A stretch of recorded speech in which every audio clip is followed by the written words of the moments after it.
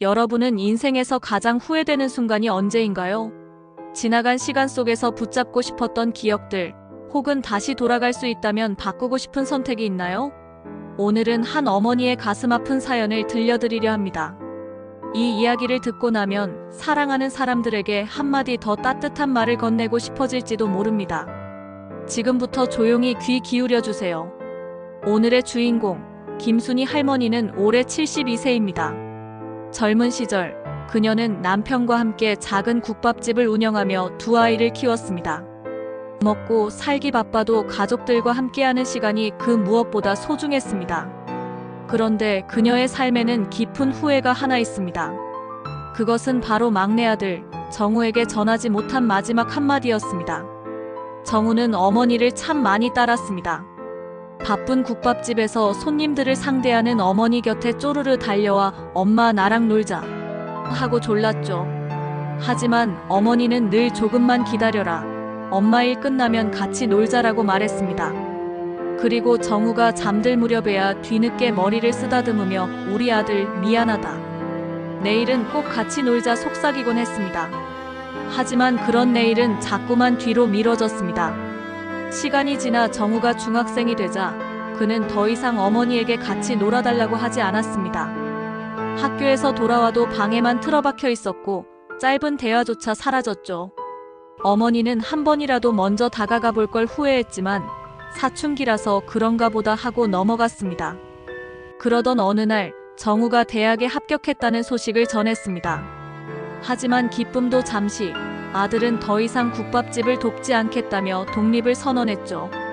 엄마, 난 이제 내 길을 가야 해요. 집을 떠나려 해요.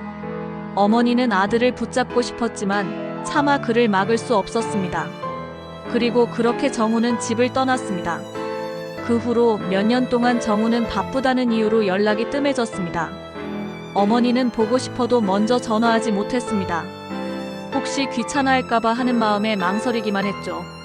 그러던 어느 날 늦은 밤 전화벨이 울렸습니다. 엄마, 낯익은 목소리. 정우였습니다.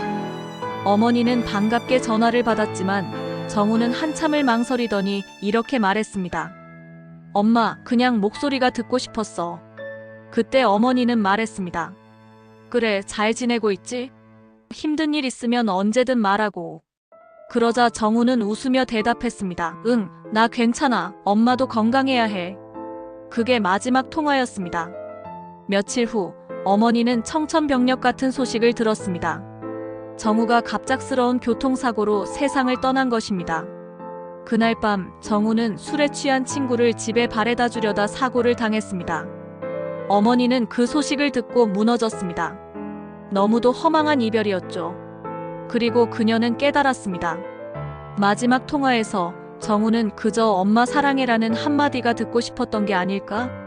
그 순간 그녀는 후회했습니다. 그때라도 엄마도 널 사랑한다고 말해줄걸. 너무 늦어버린 후회였습니다. 사람들은 언제나 내일이 올 거라고 믿습니다. 하지만 그 내일이 오지 않는 순간이 있습니다. 가족들에게 사랑한다고 말하는 것, 고마운 사람에게 먼저 연락하는 것, 그런 일들은 미루지 말아야 합니다. 여러분은 지금 사랑하는 사람들에게 어떤 말을 하고 싶으신가요? 오늘이 지나기 전에, 늦기 전에 따뜻한 말 한마디를 건네보는 건 어떨까요? 지금까지 사연 읽는 여자였습니다. 감사합니다.